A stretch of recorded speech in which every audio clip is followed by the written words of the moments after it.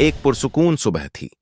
सूरज की पहली किरणें धरती को अपनी गर्माहट से सहला रही थीं। गांव की मिट्टी से उठती सौंधी खुशबू और पक्षियों की चहचहाहट वातावरण को एक अजीब सी ताजगी से भर रही थी। यह गांव बहुत बड़ा नहीं था, बस कुछ 100 घरों का छोटा सा इलाका, जिसे लोग नूरपुर के नाम से जानते थे। यहां ज्यादातर लोग खेतीबाड़ी करके गुजारा करते थे और एक दूसरे के सुख दुख में शरीक रहते थे। इसी गांव के किनारे बबूल के एक पुराने पेड़ की छांव के पास एक छोटी सी झोपड़ी थी। उसी में रहते थे हाजी मोहम्मद साहब, एक उम्र दराज और सीधी सादी फितरत के किसान। उनकी दाढ़ी सफेद थी, आंखों में शफ्फाफी और चेहरे पर एक सुकून भरी रौनक थी जो हर किसी को खींच लेती थी। हाजी साहब को गांव वाले बहुत इज्जत देते थे। वजह थी उनकी ईमानदारी, नम्रता और अल्लाह पर बेपनाह भरोसा। वे न कभी किसी का हक मारते, न ही कभी शिकायत करते। जब कोई परेशानी आती तो वो बस कहते, सब्र करो बीबी, अल्लाह की रहमत हर गम से बड़ी होती है। उनके साथ उनकी बीवी अमीना भी रहती थीं। वह भी सादगी और तहजीब की मिसाल थी। उनकी कोई औलाद नहीं थी, लेकिन दोनों ने एक दूसरे के सहारे जिंदगी को इबादत की तरह जिया था। हाजी साहब की आमदनी का जरिया बस थोड़ी सी जमीन थी, एक छोटा सा खेत जो झोपड़ी के पीछे फैला हुआ था। वहां वे गेहूं, सरसों और थोड़ी बहुत सब्जियां उगाते थे। लेकिन पिछले 3 सालों से बारिश नहीं हुई थी। आसमान जैसे रुठ गया था। खेत सूख चुके थे। कुएं का पानी खत्म हो चला था। जानवर भी घास के बिना दुबले हो गए थे। अमीना भी हर रात चुपचाप आंसू पोंछतीं और अल्लाह से दुआ करतीं। लेकिन हाजी साहब हर बार मुस्कुराकर कहते, बीबी मत रो, अगर अल्लाह ने पेट दिया है तो रोटी भी देगा। हमारी हालत भले ही मुश्किल में हो, लेकिन हमारा ईमान मजबूत है। इसी मुश्किल हालात में भी हाजी साहब ने कभी हराम का एक दाना तक अपने घर में नहीं आने दिया। कई बार गांव वालों ने उन्हें उधार देने की पेशकश की। कुछ ने तो मुफ्त अनाज भी देना चाहा, लेकिन उन्होंने विनम्रता से मना कर दिया। जब तक हाथ चल रहे हैं, अल्लाह की जमीन पर मेहनत करूंगा, और जब नहीं चलेंगे तो अल्लाह खुद मदद करेगा। उनके इस जवाब में एक गहरा यकीन था, वो यकीन जो हर मोड़ पर उनके साथ चलता था। एक रात जब चूल्हा ठंडा था और पेट भूखा, अमीना बी ने हिम्मत करके पूछा, मियां, अब तो घर में अनाज का एक दाना नहीं बचा, क्या कल से हम भूखे रहेंगे? हाजी साहब ने गहरी सांस ली, आंखें बंद करके कुछ देर सोचते रहे, फिर बोले, कल सुबह शहर जाऊंगा, किसी के खेतों में मेहनत करूंगा, मजदूरी करूंगा। अगर अल्लाह ने चाहा तो कुछ रकम हाथ लगेगी। वह हमें कभी बेसहारा नहीं छोड़ेगा। रात गुजर गई, सुबह का उजाला फैला। फज्र की नमाज के बाद हाजी साहब ने दुआ में हाथ उठाए, ए मेरे मालिक, मैं तेरे भरोसे निकल रहा हूं। तू ही मेरा रहनुमा है, तू ही मेरा रिज्क तय करने वाला है। उन्होंने एक पुराने कपड़े में 2 सूखी रोटियां बांधीं, बीवी से अलविदा लिया और बिस्मिल्लाह कहकर निकल पड़े। कहां, किस मंजिल की तरफ, उन्हें खुद भी नहीं मालूम था, लेकिन दिल में एक यकीन था और वही उन्हें आगे बढ़ा रहा था। रास्ते में हवाओं में एक अजीब सी मिठास थी, जैसे कुदरत उनके साथ चल रही हो। दूर दूर तक खेत खाली थे, पेड़ सूखे, मगर आसमान धीरे धीरे बादलों से घिर रहा था। शायद रहमत आने वाली थी। हाजी मोहम्मद साहब पैदल ही शहर की ओर रवाना हुए। रास्ता लंबा था, कच्चा, धूल भरा और सुनसान। सिर पर फटा पुराना साफा, कंधे पर झोली में 2 सूखी रोटियां और हाथ में एक पुराना लाठी, लेकिन चेहरे पर एक तसल्ली थी, वो तसल्ली जो अल्लाह पर यकीन रखने वालों के चेहरे से कभी नहीं उतरती। करीब 2 कोस चलने के बाद वह एक नदी के किनारे पहुंचे। ये वही नदी थी जहां गांव वाले पानी भरते थे, वुजू करते थे और सफर पर निकलने से पहले कुछ पल रुककर दुआ मांगते थे। हाजी साहब ने वहीं एक पत्थर पर बैठकर वुजू किया, फिर आसमान की ओर देखा, हाथ उठाए और दुआ मांगी, ऐ मेरे रब, तू गवाह है, मैं तेरे भरोसे ही निकला हूं। मेरे हाथ खाली हैं, लेकिन दिल तेरा नाम लिए हुए भरा है। तू ही मेरी रोजी का मालिक है। दुआ के बाद जैसे ही उन्होंने अपने चेहरे पर पानी मारा, उनकी नजर नदी के किनारे पड़े एक अजीब से चीज पर पड़ी। वो एक घड़ा था, टूटा हुआ, फटा फूटा और धूप में झुलसा हुआ। अधिकतर लोग ऐसे मटके को बेकार समझकर छोड़ देते, लेकिन हाजी साहब की नजरें सिर्फ चीजों की बाहरी हालत नहीं देखती थीं, वो उसकी अंदर की काबिलियत को पहचानती थीं। उन्होंने पास जाकर घड़े को उठाया। उसकी एक साइड फटी हुई थी, जिससे पानी लगातार टपक रहा था। उन्होंने उसे उलट पलट कर देखा और खुद से बोले, यह घड़ा टूटा जरूर है, मगर बेकार नहीं। अगर इसे ठीक किया जाए या सोच के साथ इस्तेमाल किया जाए तो किसी गरीब के बड़े काम आ सकता है। उन्होंने वह मटका उठाया और अपनी लाठी के साथ उसे बांध लिया ताकि चलते हुए संभाल सकें। यही एक मामूली सा फैसला जो आने वाले वक्त में उनकी तकदीर को मोड़ देगा। चलते चलते दोपहर हो चली थी। सूरज अब सिर के ऊपर था, गर्मी तेज थी, लेकिन हाजी साहब का हौसला ठंडा था। रास्ते में उन्हें एक बूढ़ा आदमी मिला। वह एक पेड़ के नीचे बैठा था। सांसें तेज चल रही थीं और पसीना उसकी सफेद दाढ़ी को भिगो चुका था। उसके पास एक छोटा सा बोरा था। हाजी साहब उसके पास गए और बोले, सलाम अलैकुम बाबा, क्या हाल है? थके हुए लगते हो? बूढ़े आदमी ने मुस्कुराकर जवाब दिया, वलैकुम सलाम। हाँ बेटा, शहर की तरफ जा रहा हूं, लेकिन टांगें अब साथ नहीं दे रहीं। हाजी साहब ने बिना देर किए कहा, अगर इजाजत दो तो मैं तुम्हारा बोरा उठा लेता हूं। हम साथ साथ चलेंगे। बूढ़े की आंखों में एक चमक आ गई। उसने सर हिलाया और बोला, बेटा, तुम तो फरिश्ते जैसे हो। हाजी साहब ने उसका बोरा उठाया, अपने टूटे घड़े को संभाला और दोनों साथ साथ आगे बढ़ने लगे। रास्ते में बूढ़े ने उनसे पूछा, तुम्हारे हाथ में यह टूटा हुआ घड़ा क्यों है? हाजी साहब हंसे और बोले, रास्ते में पड़ा था, सबने छोड़ा हुआ था। मुझे लगा अगर इसे ठीक कर लिया जाए तो कोई गरीब इसका इस्तेमाल कर सकता है। वैसे भी अल्लाह की बनाई हर चीज में कुछ न कुछ भलाई जरूर होती है। बूढ़ा आदमी उनकी बात सुनकर कुछ पल के लिए चुप हो गया। फिर बोला, कितनी अजीब बात है। इस जमाने में जहां लोग नफे नुकसान के बिना कोई चीज नहीं उठाते, तुम एक टूटे घड़े को सिर्फ इस सोच के साथ उठा लाए कि किसी के काम आ जाए। हाजी साहब मुस्कुरा दिए। उनके लिए यह सब कुछ नया नहीं था। उनका ईमान, उनका किरदार ही ऐसा था। कुछ ही घंटों में वे दोनों शहर के नजदीक पहुंच गए। रास्ते में एक जगह बूढ़े आदमी ने रुककर कहा, भाई, तुमने मेरी बहुत मदद की। मैं तुम्हें खाली हाथ नहीं जाने दूंगा। मैं इस शहर के बाजार में एक पुरानी दुकान चलाता हूं। यह उसका पता है। अगर कभी जरूरत पड़े तो जरूर आना। हाजी साहब ने शिष्टता से मना किया, मगर बूढ़े ने जोर देकर पर्ची थमा दी। यह दुनिया लेने और देने से चलती है, लेकिन जो दिल से देता है उसका बदला दिल से ही दिया जाता है। इतना कहकर वो चला गया। हाजी साहब कुछ देर वहां खड़े रहे। उन्होंने आसमान की तरफ देखा और अपने दिल में कहा, या अल्लाह, ये कोई इत्तेफाक नहीं हो सकता। ये तो तेरी रहमत की पहली दस्तक है। और इस तरह एक टूटा घड़ा, एक थका हुआ बुजुर्ग और एक सादा सा इंसान, तीनों मिलकर एक नए सफर की बुनियाद रख चुके थे। शहर की गलियां शोरगुल से भरी थीं। हर ओर आवाजें, ठेले, दुकानों की पुकार और तेज कदमों की चहलकदमी थी। हाजी मोहम्मद साहब जैसे साधे और बूढ़े आदमी के लिए यह माहौल कुछ भारी था, लेकिन उनके इरादे अब भी मजबूत थे। उन्होंने सोचा, कहीं न कहीं तो काम मिलेगा। अल्लाह की जमीन बहुत बड़ी है और उसका फजल उससे भी ज्यादा। वो उस चौराहे की ओर बढ़े जहां मजदूर हर सुबह जमा होते थे, उम्मीद में कि कोई आकर उन्हें रोजगार दे जाएगा। वहां उन्होंने भी अपने घुटनों को सीधा किया, लाठी एक ओर टिकाई, टूटा घड़ा पास में रखा और खड़े हो गए। कुछ ही देर में एक व्यापारी आया। गठीला शरीर, लाल साफा, आंखों में दौलत का घमंड। वो एक एक मजदूर को देखता हुआ चल रहा था। जब हाजी साहब के पास पहुंचा तो ठिठका, बुजुर्ग हो, क्या काम कर सकोगे? उसने तिरस्कार से पूछा। हाजी साहब ने आदब से जवाब दिया, मेहनत में कोई उम्र नहीं होती हुजूर। नियत हो तो पत्थर भी उठाया जा सकता है। लेकिन व्यापारी हंस पड़ा, हमें जवान हाथ चाहिए जो जल्दी से काम खत्म करें। तुम्हारे जैसे बूढ़े से क्या होगा? और वो आगे बढ़ गया। एक और दुकानदार आया, फिर एक तीसरा। सभी ने उन्हें देखकर मुंह फेर लिया। सूरज सिर से नीचे सरकने लगा और उनके माथे का पसीना धीरे धीरे गर्दन तक बहने लगा। भूख पेट में गूंजने लगी और पैर थकने लगे, लेकिन उन्होंने हार नहीं मानी।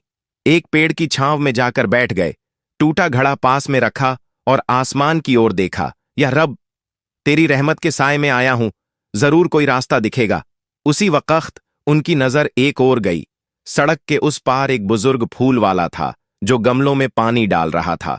उसके हाथों में एक भारी सींची थी जिससे वह फूलों को नहलाता जा रहा था। उसके चेहरे पर सुकून था, लेकिन साथ ही थकान भी साफ झलक रही थी। हाजी साहब उठे, लाठी संभाली और उस ओर चल पड़े। सलाम वालेकुम भाई साहब, मैं एक मजदूर हूं, अगर आपको कोई मदद चाहिए हो तो बताइए। फूल वाले ने उन्हें देखा। एक बूढ़ा, झुका हुआ शरीर, लेकिन आंखों में गहराई और चेहरे पर भरोसे की चमक। उसने पूछा, तुम्हारे हाथ में ये टूटा घड़ा क्यों है? हाजी साहब ने मुस्कुराकर जवाब दिया, रास्ते में पड़ा मिला था, सोचा शायद किसी काम आ जाए। टूटा है, मगर बिल्कुल बेकार नहीं। फूल वाले ने कुछ पल सोचा, फिर पास बैठकर घड़े को देखा। उसमें से धीरे धीरे पानी की बूंदें जमीन पर गिर रही थीं। ये तो पानी टपका रहा है, इससे तो कुछ काम नहीं होगा। हाजी साहब ने घड़ा उल्टा करके दिखाया और कहा, देखिए हुजूर, ये घड़ा अगर किसी गमले या पौधे के पास रख दिया जाए तो इसकी बूंद बूंद मिट्टी को नमी देती रहेगी। ज्यादा पानी एक साथ देना नुकसान करता है, लेकिन धीरे धीरे टपकता पानी जरूर असर करता है। फूल वाले की आंखों में चमक आ गई। अरे, तुम तो समझदार आदमी हो। मेरी बगिया में एक कोना है जहां कुछ भी नहीं उगता। मिट्टी सख्त है और पौधे मुरझा जाते हैं। शायद यह तरीका वहां काम कर जाए। हाजी साहब ने उसी वक्त घड़े को उठाया और बगिया के उस कोने में जाकर रख दिया। उसके नीचे एक छोटा गड्ढा खोदकर उसे कुछ गहराई में टिकाया और कहा, अब यह बूंद बूंद पानी देता रहेगा। मिट्टी धीरे धीरे नरम होगी और पौधे जमीन पकड़ सकेंगे। फूल वाले ने हैरानी से उन्हें देखा। कितने बड़े बागवान हो तुम? हाजी साहब ने विनम्रता से कहा, मैं तो बस एक किसान हूं जो अपने रब पर यकीन रखता है। वहीं पर पहली बार फूल वाले ने उन्हें काम की पेशकश की। अगर तुम बगिया की देखभाल कर सको तो मैं तुम्हें रोज 2 वक्त की रोटी और कुछ मेहनताना दूंगा। हाजी साहब की आंखों में चमक आ गई। उन्होंने अल्लाह का शुक्र अदा किया और कहा, मुझे सिर्फ मेहनत का मौका चाहिए, बदले में मैं बगिया को जान से सींच दूंगा। और इसी के साथ हाजी मोहम्मद साहब की किस्मत के बीज उस बंजर कोने में उम्मीद की पहली कोपल के साथ बो दिए गए। इसमें हम देखेंगे कि कैसे वह बंजर कोना फिर से जिंदा होता है और किस तरह एक साधारण किसान की सलाह शहर भर में चर्चा का विषय बन जाती है। सुबह की हल्की रोशनी बगिया की पत्तियों पर फैल रही थी। ओस की बूंदें फूलों पर मोती जैसी चमक रही थीं। लेकिन बगिया का एक कोना अब भी सूना था। वो कोना जहां कुछ भी नहीं उगता था। वही जगह जहां हाजी मोहम्मद साहब ने टूटा घड़ा रखा था। हर सुबह वह पहले उसी कोने में जाते, घड़े में ताजा पानी भरते और उसे धीरे से उस जगह पर टिकाकर छोड़ देते ताकि वह बूंद बूंद नमी उस कठोर मिट्टी में भर सके। हफ्तों बीत गए। फूल वाला खुद हैरान था। उस कोने में जहां पहले केवल सूखी दरारें और मुरझाई घास थीं, वहां अब मिट्टी थोड़ी मुलायम होने लगी थी। एक दिन उसने देखा कि वहां एक नन्हा सा अंकुर उग आया है, बिल्कुल हरा, नाजुक, लेकिन जिंदा। ये कैसे हो गया? उसने पूछा। हाजी मोहम्मद साहब मुस्कुराए। जब सब्र और लगातार मेहनत मिल जाए तो सबसे सख्त जमीन भी दिल बन जाती है। अब फूल वाले की नजर बदल चुकी थी। वो हाजी साहब को सिर्फ एक मजदूर नहीं, बल्कि एक बाग का हकीम समझने लगा। धीरे धीरे हाजी साहब को बगिया की पूरी देखरेख सौंप दी गई। कौन से पौधे को कब पानी चाहिए, कौन सी मिट्टी में क्या उग सकता है और कैसे हर मौसम में फूल खिले रहें, यह सब वह अपनी समझदारी और अनुभव से करते।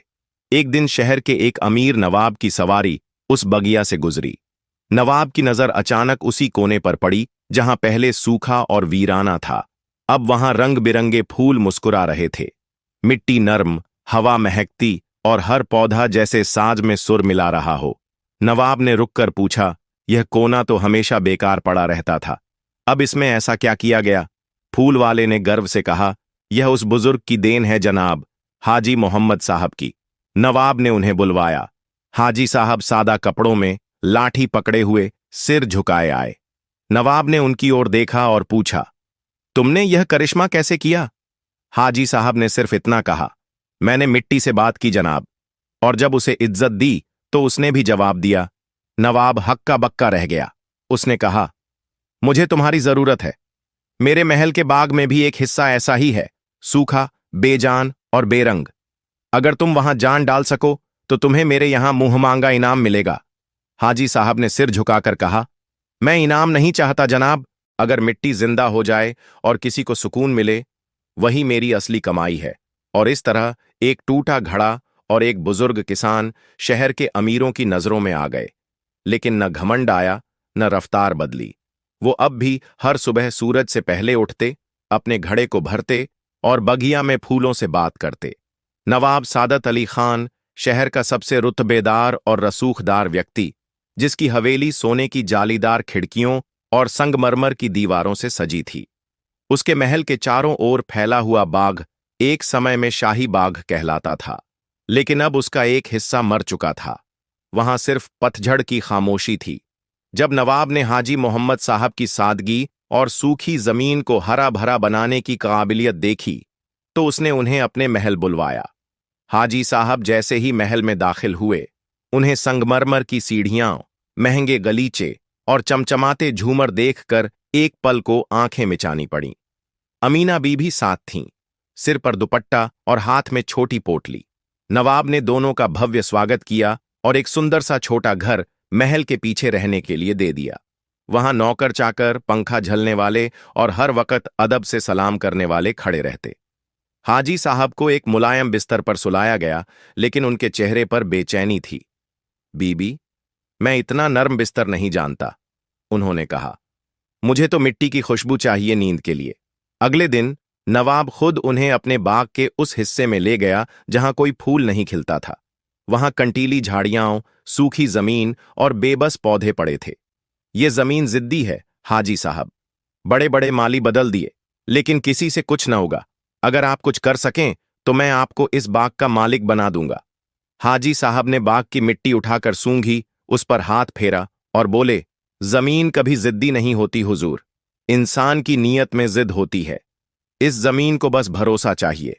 नवाब तो चुप हो गया, लेकिन वहीं खड़े एक और माली, अब्दुल, जो कई सालों से नवाब के बाग में काम कर रहा था, भीतर ही भीतर जल गया। अब्दुल खुद को बाग का मालिक समझता था। वह बड़ा घमंडी और चालाक था, लेकिन पिछले कई सालों में वह उस बेजान कोने को हरा नहीं कर पाया था। अब जब एक बुजुर्ग किसान उसकी जगह ले रहा था, तो उसकी आंखों में ईर्ष्या की आग जलने लगी। वो दूसरों से कहता, क्यों एक बूढ़े को इतनी इज्जत दे रहे हैं? हम तो बरसों से यहां हैं। अब्दुल ने मन ही मन ठान लिया कि हाजी साहब को नीचा दिखाना है। हाजी मोहम्मद साहब ने सबसे पहले पुराने घड़े की तलाश की, जो उन्होंने फूल वाले की बगिया से लाया था। उसे नए धागों से बांधा, चूने से दरारें ढंकी, लेकिन छोड़ दी एक छोटी सी जगह जिससे पानी टपके। फिर उन्होंने हर रोज सवेरे उसी कोने में जाकर पानी टपकाना शुरू किया। साथ ही मिट्टी में खुदाई की, पुराने पत्ते मिलाए और समय समय पर गोबर की खाद डाली। लोग हंसते थे, ये क्या तरीका है? बूंद बूंद पानी से कोई बाग उगता है क्या? इसे तो पानी की बर्बादी कहते हैं। लेकिन हाजी साहब मुस्कुराकर जवाब देते, अल्लाह का दिया हर कतरा जब सही जगह गिरता है तब बरकत बनता है। एक रात अब्दुल ने सोचा कि अगर घड़ा ही न रहे तो हाजी साहब की तकनीक खत्म हो जाएगी। उसने चोरी छिपे जाकर घड़ा तोड़ने की कोशिश की, लेकिन जैसे ही उसने हाथ बढ़ाया, अमीना बी सामने आ गईं। उन्होंने अब्दुल को पहचान लिया। अगले दिन अमीना बी ने हाजी साहब से कहा, मियां, लोग तुम्हारी मेहनत से नहीं, तुम्हारी जगह से डरते हैं। हाजी साहब बोले, जो डरता है वह हक को रोक नहीं सकता। सच्चाई की जड़ें बहुत गहरी होती हैं बीबी। 2 महीने बीते। एक दिन जब सुबह की रोशनी बाग पर पड़ी, तो वह कोना जो बंजर था, अब हरे रंग की चादर ओढ़े हुए था। छोटे फूल निकल आए थे। सूरजमुखी, गुलाब और चमेली की महक दूर तक जा रही थी। नवाब दौड़ा दौड़ा वहां आया। उसने देखा, न सिर्फ पौधे खिले हैं, बल्कि मिट्टी नर्म हो गई है, कीड़े और चिड़ियां भी लौट आई हैं। उसने कहा, हाजी साहब, आपने तो मरे हुए बाग में जान डाल दी। आप अब इस बाग के सरदार हैं। अब्दुल अब कुछ कहने लायक नहीं बचा, लेकिन हाजी साहब ने उसकी ओर देखा और कहा, बाग की मिट्टी माफ करना जानती है अब्दुल। अगर तू चाहे तो मैं तुझे अपना साथी बना सकता हूं। अब्दुल की आंखें भर आईं। उसने कहा, मुझे माफ कर दो हाजी साहब, मैं तो जलन में अंधा हो गया था। और इस तरह एक टूटा घड़ा, एक किसान की ईमानदारी और सब्र और नवाब की कोशिश से एक नया अध्याय शुरू हुआ। बाग अब फिर से शाही बना, लेकिन इस बार उसकी जड़ें मिट्टी में नहीं, इंसानियत में थीं। बाग की बहारें लौट आई थीं। टूटा घड़ा, जो कभी हंसी का पात्र था, अब नवाब के महल की शान बन गया था। हर सुबह बाग की नर्म मिट्टी से उठती महक जैसे अल्लाह की रहमत का पैगाम होती। लोगों ने देख लिया था कि सब्र, यकीन और नेक नीयत किस तरह बंजर को गुलजार बना सकती है। हाजी मोहम्मद साहब अब सिर्फ एक माली नहीं थे, वो अब इल्म और तजुर्बे के खजाने माने जाने लगे।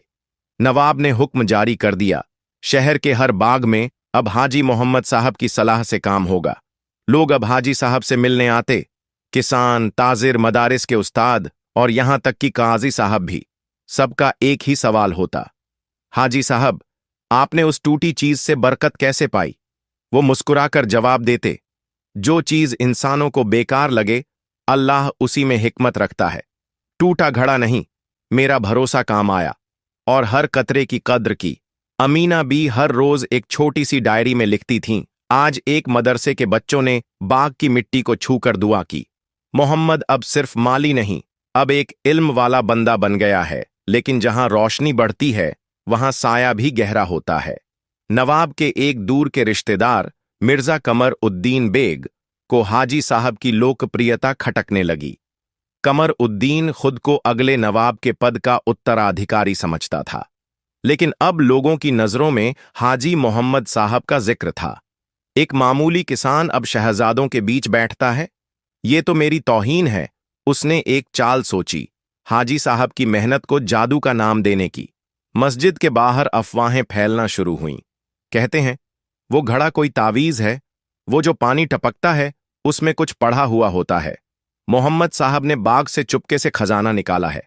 एक सुबह काजी साहब का एक नुमाइंदा आया। उसने हाजी मोहम्मद साहब को बुलाया और कहा, आप पर इल्जाम है कि आप जादू और टोना करके लोगों को धोखा दे रहे हैं। नवाब सादत अली खान गुस्से में आया। उसने कहा, यह बेबुनियाद है, लेकिन सबूत चाहिए। हाजी साहब मुस्कुराए और बोले, हक को सफाई की जरूरत नहीं, लेकिन सब्र की जरूरत होती है। काजी साहब ने ऐलान किया, अगर हाजी मोहम्मद साहब एक और बंजर जमीन को सिर्फ अपने तरीके से हरा कर दिखा दें, बिना किसी तावीज, टोने या छुपे हुए नुस्खे के, तो उन्हें बेगुनाह माना जाएगा, वरना उन्हें शहर शहर छोड़ना होगा। नवाब को यह शर्त नागवार गुजरी, लेकिन हाजी साहब ने विनम्रता से कहा, जो सच्चा होता है वो हर बार इम्तिहान देने को तैयार होता है। उन्हें शहर के बाहर पुराने कब्रिस्तान के पास की जमीन दी गई, एक ऐसी जगह जहां कोई जाने से भी डरता था। लोग कहते थे, वहां जिन्हों का साया है, पेड़ नहीं उगते। वहां की मिट्टी काली और सख्त थी। अमीना बी ने पूछा, मियां, क्या अब भी वो टूटा घड़ा ही साथ होगा? हाजी साहब बोले, वो अब भी मेरे साथ है, लेकिन मिट्टी को बदलने से पहले हमें लोगों की सोच को बदलना होगा बीबी। अब कहानी अगले इम्तिहान की तरफ बढ़ रही है। अंधेरे का डर और उजाले की उम्मीद जिस जमीन को हाजी मोहम्मद साहब को सौंपा गया था, वह शहर के एक कोने में थी, वीरान, डरावनी और बिल्कुल उजाड़। वहां कभी एक पुराना कब्रिस्तान हुआ करता था, लेकिन अब सिर्फ झाड़ झंखाड़ और कांटों का डेरा था। लोग वहां दिन में भी जाने से डरते थे।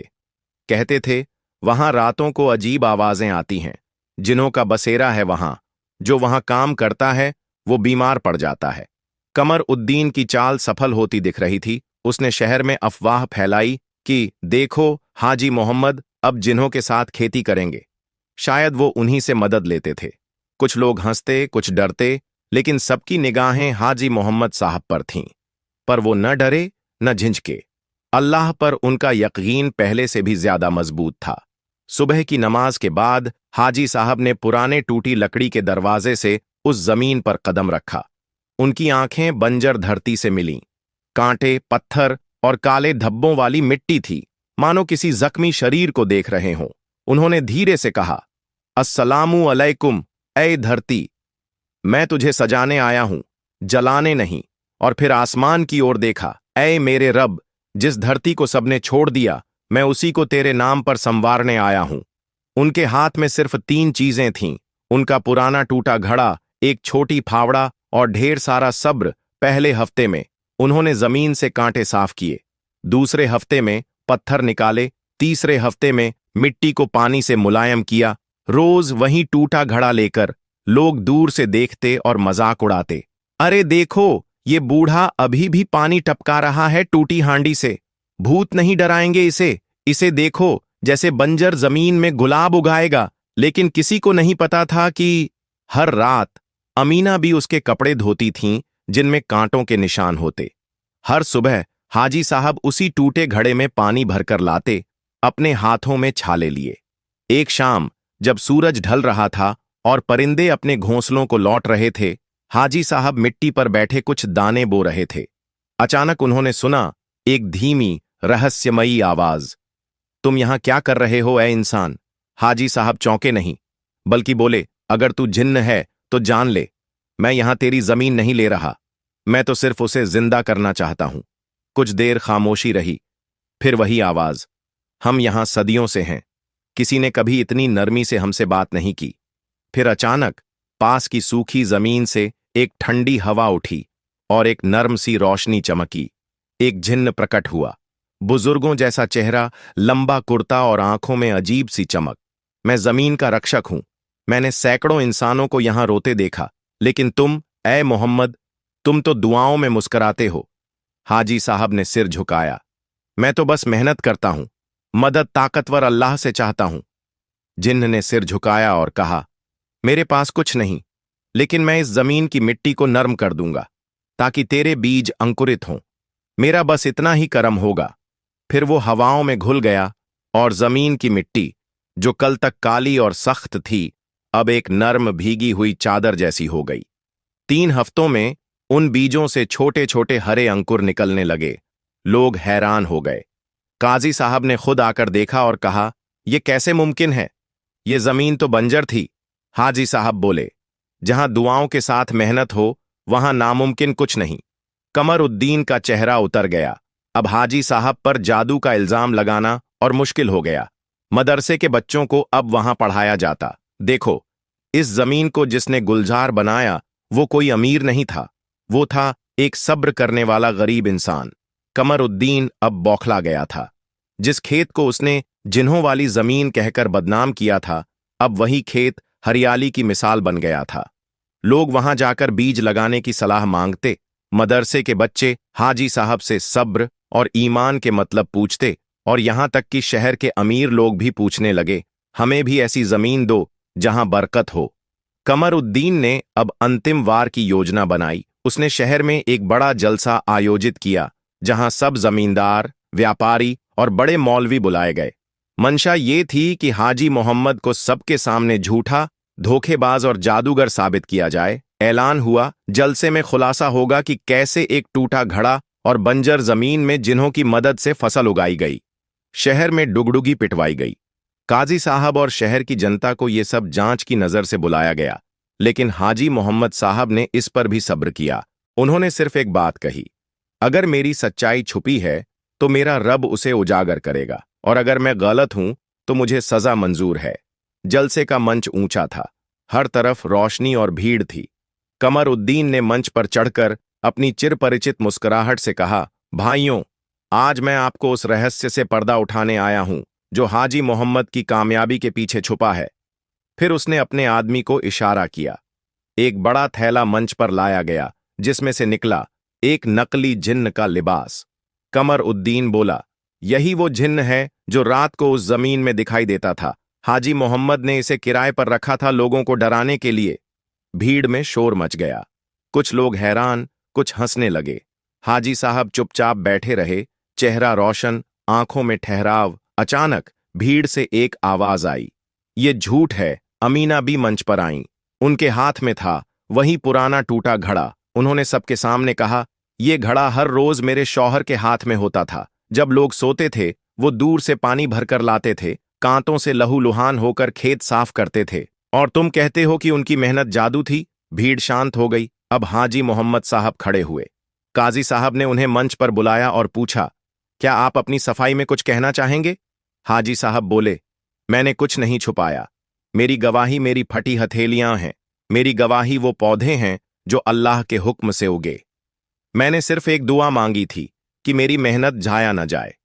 फिर उन्होंने आसमान की तरफ देखा और बोले, ऐ रब, अगर मेरी बात में सच्चाई है तो अपने तरीके से बता दे। जैसे ही उन्होंने ये कहा, आसमान में एक बादल घिरा और जमीन की तरफ एक ठंडी हवा चली। तभी उसी मंच पर वो बूढ़ा जिन्न दिखाई दिया जिसे कमर उद्दीन नकली कह रहा था। लोग दहल गए। असली जिन्न ने कहा, मैंने कभी किसी इंसान को इतनी मोहब्बत से इस जमीन से पेश आते नहीं देखा। ये इंसान हमें इंसानियत का मतलब समझा गया। फिर उसने कमर उद्दीन की तरफ देखा और बोला, जिसने झूठ बोला वो खुद ही अपने जाल में फंसा। कमर उद्दीन घबराकर भागा और भीड़ ने रास्ता नहीं दिया। काजी साहब ने मंच पर ऐलान किया, आज से हाजी मोहम्मद को शहर की बरकत का दाई माना जाएगा और जो भी ईमानदारी से मेहनत करना चाहे उसे उनकी जमीन पर आने की इजाजत है। अमीना बी की आंखों में आंसू थे, मगर ये आंसू खुशी के थे। झूठ चाहे कितना भी चमके, सच्चाई का सूरज एक न एक दिन जरूर उगता है। सब्र की राह में कांटे तो होते हैं, लेकिन आखिर में गुलाब ही खिलते हैं। रात ढल चुकी थी। जलसे की गर्मा गर्मी अब सिर्फ लोगों की फुसफुसाहटों में रह गई थी। हाजी मोहम्मद साहब चुपचाप अपने टूटे हुए घर की तरफ लौटे, लेकिन आज उस टूटे हुए घर की दीवारें भी गवाह बन गई थीं सच्चाई की जीत की। अमीना भी दरवाजे पर खड़ी थीं। उनकी आंखों में एक नई चमक थी, ना कोई डर, ना कोई गम, बस सुकून। हाजी साहब ने दरवाजा खोला, घड़े को उठाकर दरवाजे के पास रख दिया और फुसफुसाकर बोले, अब तू आराम कर, ऐ मेरे साथी। तूने मुझे कभी गिरने नहीं दिया। उस रात शहर की हवाएं भी कुछ कह रही थीं, जैसे हर कोना हाजी मोहम्मद की मेहनत का गीत गा रहा हो। सुबह की अजान फिजाओं में गूंज रही थी जब पहली किरणें हाजी साहब के खेतों पर पड़ीं। कहीं एक किसान अपने बेटे का हाथ पकड़कर कह रहा था, देखो बेटा, ये जमीन बताती है कि अल्लाह मेहनत करने वालों के साथ होता है। बच्चा उस हरे भरे खेत की तरफ देखकर मुस्कुराया और उसकी मासूम आंखों में उम्मीद के फूल खिल उठे। वहीं दूसरी तरफ कमर उद्दीन अब गुमनामी का नाम बन गया था। लोगों ने उसके नाम को धोखा की मिसाल बना लिया। अब लोग कहते, कमर उद्दीन जैसा मत बनो जो जलसे में हार गया और जमीर से भी। मगर असल कहानी अब शुरू हो रही थी। हाजी मोहम्मद साहब का खेत अब सिर्फ खेती का जरिया नहीं रहा, बल्कि ये बन गया था एक सबक की जमीन। हर शुक्रवार को लोग वहां जमा होते। कोई बीज लेकर आता, कोई पानी, कोई सिर्फ दुआ, और हाजी साहब उन्हें सिखाते, जमीन भी एक अमानत है, जैसे दिल, अगर तुम उसे सच्चाई से सींचो तो उसमें सिर्फ बरकत ही बरकत उगती है। एक दिन एक नौजवान वहां आया, फटे पुराने कपड़े मगर आंखों में चमक। वो झुककर बोला, हाजी साहब, मैंने बहुत गुनाह किए हैं, क्या मैं भी इस जमीन पर काम कर सकता हूं? हाजी साहब मुस्कराए। उन्होंने अपनी मिट्टी सनी हथेली उसकी ओर बढ़ाई और कहा, जिस मिट्टी ने मुझे बदला वो तुझे भी बदलेगी, बस तू सच्चा हो जा, बाकी रब सब देखता है। वो खेत अब एक मदरसा बन गया था, जहां तालीम सिर्फ किताबों से नहीं, बल्कि हर पौधे, हर बूंद, हर कतरे से दी जाती थी। अमीना बी वहां बच्चों को खाना खिलाती और हाजी साहब उन्हें दुआ सिखाते, या रब, हमें मेहनत से मोहब्बत करना सिखा और हमारी पेशानी को कभी गुरूर से न झुकाना। कहानी की हवाओं ने अब एक नया रुख ले लिया था। एक टूटा घड़ा अब लोगों को सब्र का मतलब सिखा रहा था और एक बंजर जमीन अब हर साल फल फूल से लबरेज थी। मगर जो सबसे बड़ा बदलाव आया था वो था लोगों का दिल। अब शहर में कोई मजदूरी को नीचा नहीं समझता, कोई भीगते हुए बीज बोने वाले को पागल नहीं कहता, और जब भी कोई नई फसल उगती लोग कहते, ये सिर्फ खेत की नहीं, ये तो हक की फसल है। सूरज की पहली किरणें जब गांव की जमीन पर पड़ीं तो हर कण ने जैसे एक नई सुबह का इस्तकबाल किया। हवा में वो खुशबू घुली हुई थी जो मेहनत की मिट्टी और उम्मीद के पसीने से आती है। हाजी मोहम्मद साहब सुबह सादिक से पहले ही उठ जाया करते, वुजू करके फज्र की नमाज पढ़ते और फिर अपने पुराने मगर सलीके से रखे हुए कपड़े पहनकर खेत की ओर चल देते। उनका हाथ में वही टूटा घड़ा होता। अब वो सिर्फ एक बर्तन नहीं, बल्कि पूरे गांव की उम्मीद बन चुका था। आज उनका खेत एक नमूना था, न केवल पैदावार के लिहाज से, बल्कि वहां की फिजा, वहां का सलीका, वहां की सादगी और बरकत ने पूरे इलाके को हैरत में डाल दिया था। हाजी साहब हर पौधे से बात करते थे जैसे वो इंसान हो। तू मिट्टी में गड़ा है, मगर तेरा सिर आसमान की तरफ उठा है, जैसे इंसान को होना चाहिए। जमीन से जुड़ा, मगर नजरें रब पर। पास में बैठे बच्चे हैरानी से ये सब देखते। किसी ने पूछा, हाजी चाचा, क्या पौधे हमें सुनते हैं? हाजी साहब मुस्कुराए, उन्होंने एक मुरझाए हुए पौधे को पानी देते हुए कहा, बेटा, सुनते ही नहीं, ये तो हमारी नियत तक पढ़ लेते हैं। अगर तू सच्चे दिल से पानी देगा तो देखना, ये फूल खुद तुझसे बात करेगा। धीरे धीरे गांव में ये बात फैलने लगी कि हाजी मोहम्मद साहब का खेत एक बरकत वाली जमीन है। लोग दूर दूर से वहां आने लगे, कोई सीखने, कोई देखने और कुछ सिर्फ उस टूटे घड़े को छूने के लिए, जिसके बारे में अब कहा जाता था कि उसमें रहमतें टपकती हैं। एक दिन एक साहबजादा टाइप नौजवान आया, शहर से, साफ सुथरे कपड़े, चमचमाते जूते और हाथ में मोबाइल। वो खेत के कोने में खड़े होकर बोला, ये तो एक सिंपल टेक्निक है, ड्रिप इरिगेशन। मैं इसे पंप सिस्टम से बेहतर बना सकता हूं। हाजी साहब ने उसकी ओर देखा और फिर बड़े अदब से बोले, बेटा, टेक्नोलॉजी अच्छी बात है, लेकिन बरकत वहां होती है जहां नियत और सब्र होता है। घड़ा टूटा है, मगर इरादा पूरा है। अब खेत सिर्फ खेती की जगह नहीं थी, वहां छोटे बच्चों को कुरान पढ़ाया जाता, उनकी तालीम के साथ साथ उन्हें हल चलाना, बीज बोना और हराम हलाल में फर्क करना सिखाया जाता। बिल्कुल वैसे ही जैसे किसी वली का जाना होता है, ना शोर, ना घबराहट, सिर्फ रूह की खुशबू और दुआओं की आवाज। गांव के हर शख्स की आंखें नम थीं, मस्जिद से लेकर खेत तक हर जगह सिर्फ एक ही बात, हाजी साहब नहीं रहे, मगर उनकी रूह हर उस चीज में जिंदा है जो सच्चाई, मेहनत और ईमान से बनी है। घड़े पर उग आया फूल कब्र के पास उस टूटा हुआ घड़ा अब भी रखा है, और लोगों ने देखा कि एक दिन उसमें से एक छोटा सा फूल उग आया। ना कोई बीज डाला गया, ना कोई मिट्टी बदली गई, फिर भी वहां से एक खुशबू आने लगी। लोग कहते हैं वो फूल हाजी साहब की दुआओं का है, और ये टूटा घड़ा अब सच्चाई का मयार बन चुका है। कहानी खत्म नहीं हुई, क्योंकि आज भी जब कोई इंसान थक कर टूटने लगे तो कोई न कोई कह देता है, टूटना गुनाह नहीं। अगर तुम टूटा घड़ा बन जाओ और फिर भी किसी को सुकून दे सको